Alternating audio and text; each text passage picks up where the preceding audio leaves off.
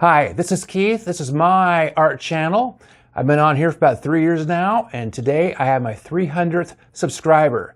So this is my 300 subscriber special. I spent a little time today on YouTube looking at what would be my competition as far as art tutorials go. And nothing out there resembles my work at all. I mean, there's some ink wash stuff, a lot of pencil work, but subject matter wise, it's more traditional, and I don't do traditional stuff usually because I'm in the sci-fi fantasy realm. And I kind of wonder if there's people out there who, are missing out on some good techniques because they look at my stuff and don't like the content, which is sad and bad, because I think that I have a lot to share, and there's lots you can learn from what I do. For example, with this little painting, it's kind of a riff on a different painting I did. You probably didn't see it because that painting only got like 5 views. But it was a monster with a lot of eyeballs. And I liked the concept. And today I was on YouTube and I saw a guy who did a demo with these flowers. And I thought, well, flowers is not my real subject, but maybe I could do something with it just to try.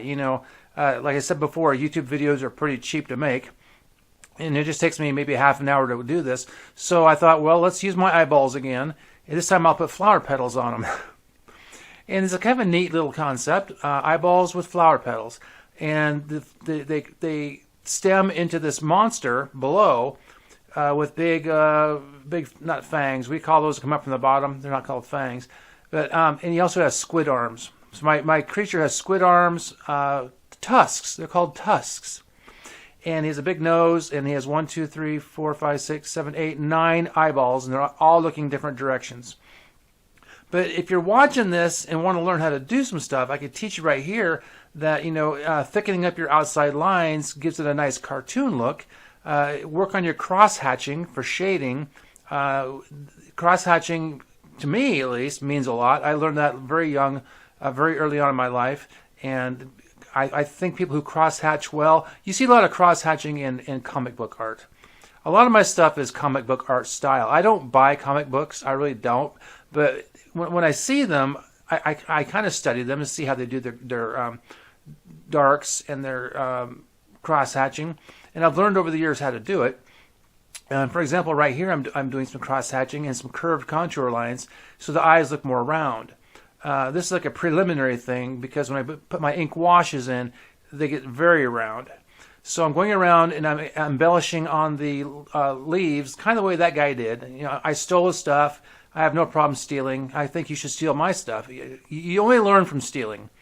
Nobody has an original idea anymore, even though I think this is an original idea. I'm lying. I'm sure this has been done 100 times. I think Monsters, Inc. actually had a creature with multiple eyes because we watched it just the other day so I could steal some more ideas. And there's some pretty good ideas there. My stuff really appeals to kids. And there's nothing wrong with that. I think I'm a kid. But I'm not going to be making flowers for, like I said in a different video, for old ladies, because I don't do decorative art. Unless you're like a 12-year-old boy and want to hang this in your room, and that'd be cool in your room. If I was 12 years old, I'd love to have this in my room. Seriously, I would. When I was a kid, I had all kinds of cool fantasy stuff hanging in my room. I had a really cool Boris Vallejo paintings, posters, were really kind of cool. And that's what I always magnate towards. And I hate to say it, but I kind of live in my 13-year-old brain when it comes to my artwork. And I really have no desire to change that because this is what's fun for me. And there's lots of people out there who have lots of hobbies and do things for fun that I would never do in a million years. But I enjoy watching it. Just today, I was watching one of my favorite YouTube guys, this guy who makes epoxy sculptures. And he's really super good at it. He's good at narrating. And he goes through the whole process of how he does it. And I've watched him probably do, I don't know, probably 24 different sculptures. I can't remember the name of his channel. It starts with a B. It's 2 letters. B something sculptures. I should look it up, so I'm not giving you bad information. But he's really super good. And I would never do that in a million years. I mean, back in the day, when I was younger, I did a lot of woodworking. I actually have a woodworking shop in my garage. But this guy has way, way more equipment, expensive stuff. And that epoxy stuff requires all kinds of special stuff, and I have no desire to do that. Plus, I'm not really a 3D guy. In a different video I made, I explained when I was in college that my advisor was the 3D teacher, and I didn't care for having a 3D teacher because it just wasn't my thing. His office was full of clay dust, and for people who like that kind of stuff, that's great. I just did not like going in this class and coming out covered in dust. And most of my sculptures blew up in the kiln anyway. I just didn't want to sit there and spin pots. It wasn't my thing. I wanted to go over to the painting room and paint because that was what I did. But, you know, right now you're saying, well, why didn't you just change advisors? Well, I didn't even think about it at the time because I didn't spend a lot of time with him anyway. I think I met with him twice in 4 years. I probably should have met more because I probably would have graduated if I would have. Yeah, I spent a lot of time in college so I could sit here and make YouTube videos. Isn't that awesome? I've been paying off student loans for 35 years so I could do this.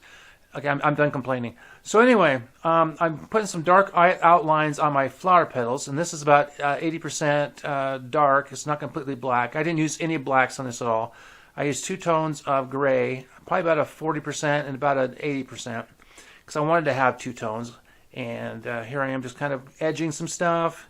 And I'm a big fan of edging comics because if you look at the Marvel and the DC stuff, they do that all the time.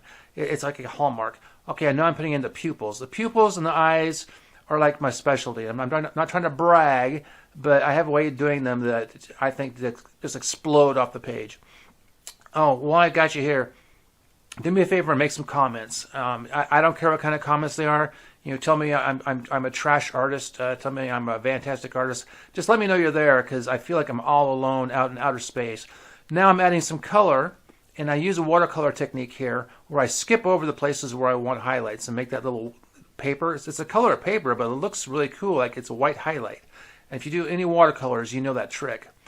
Later on, I do actually go in and add some white, which I tint with a little bit of paint for more highlights.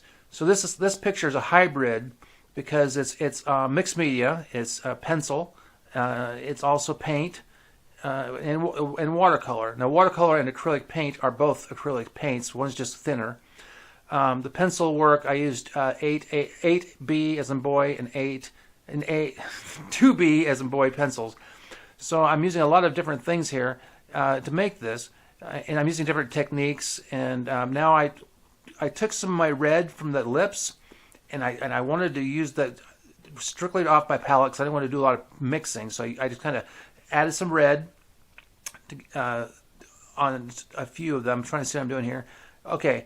And then later I added a little bit of the green to the red, and then I added a little bit to the yellow to the red so I could have some different colored flowers without going too drastic. I mean, I didn't want this to look like grandma's bouquet on her couch on her desk and be too colorful. I want to kind of keep it as a limited palette and not go too nuts. So see, that one right there has a little bit of yellow in it, just a touch, just enough to make it not look like the red one. So I must have added a little bit of yellow to the red, mix some yellow. And I use watercolor tube paint, not the hard paint. I got the tubes. You can probably see one in the picture there. No, you can't. But I keep the tubes onto the top side of the frame here, and I got like a dozen of them just sitting there so I can pick them out as I need them. Looks like I'm putting some green in. I probably added something to that green. Probably some red just to change up a tiny bit. So I'm going in and I'm adding some highlights to the upper and lower eyelids of the monster. The multi-eyed tusked monster, and I'm leaving that little white highlight right in the middle. So I'm doing that cheap thing where I don't have to put in highlights, but later on I do it anyway because I'm a nut and I have to do it. See right here, this is the white paint, and I tinted it just a little bit of green so I could put some texture onto the squid monster. Now those aren't like, what do you call those little suckers that goes on the tentacles? That might be what that is. I don't know. Have to use your imagination. Okay, here goes. I'm putting in the blue on the irises. Just a little wash, just to tint it blue. Now I have a process for eyeballs, and I'm going to show you how I do it right here. I go in with this next one. It's white watercolor paint tinted with a tiny bit of blue, and I put it on the underside of the iris. That's a light reflection. It's a dimmer light reflection than the one I put on next, which is the highlight. Boom, watch that. Here goes. Ready? And boom, boom, boom, I'm putting the eye shine on every one of those, and that just makes it pop. That's what just makes the picture. That made the picture worth $1 million. So if you want to buy this picture, I'll save it for you. It's $1 million. So in order to buy it, you have to comment. You have to say, I'm willing to pay you $1 million for this. So comment, share it, like it, hit the bell, all that social media stuff. Share this with your friends. If this helps you paint something other than crazy monsters, that's awesome. I do appreciate you guys hanging out and being. I need more subscribers. This page is actually growing. I'm surprised. I'm shocked. I've had it for almost 2 years now, and I'm actually getting somewhere finally. So if you guys can help me out and keep sharing, keep subscribing, and get your friends to help, I do appreciate it. There's my name, Keith Trim, in the year 24. Thank you much.